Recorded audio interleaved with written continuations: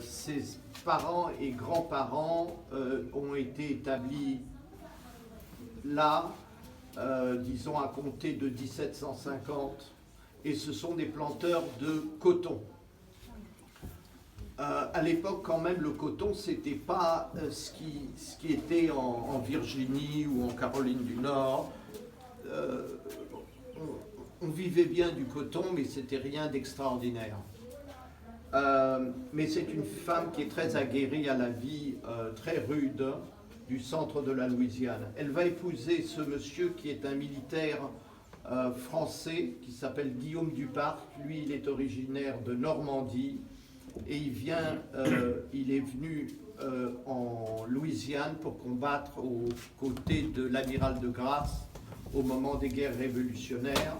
Il sera nommé gouverneur d'une place forte au milieu de la Louisiane et il va épouser donc Anne. Ils auront 3 enfants, les voici, Louis, Flagy et Élisabeth. Et en 1803, on a un petit enfant formidable. Ça rajeunit le...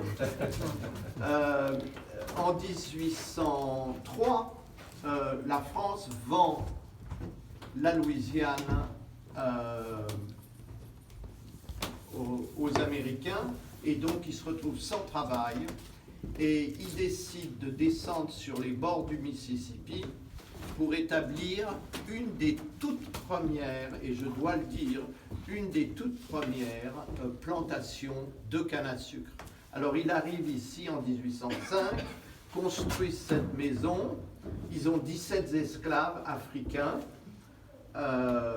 les 3 enfants, et ils plantent de la canne à sucre et du riz. La canne à sucre met entre 12 et 18 mois pour être récoltée.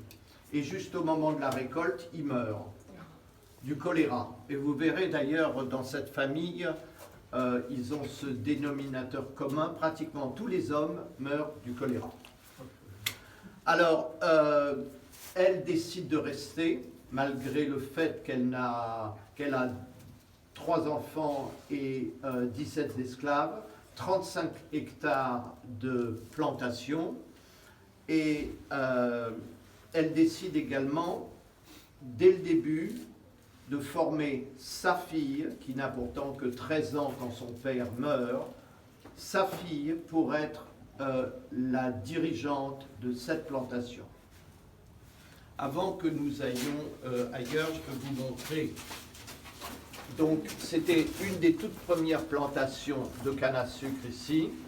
En 1858, entre le Bâton Rouge et Nouvelle-Orléans, il y aura 400 exploitations de canne à sucre, rien que là, et 300 autres dans le reste de la Louisiane.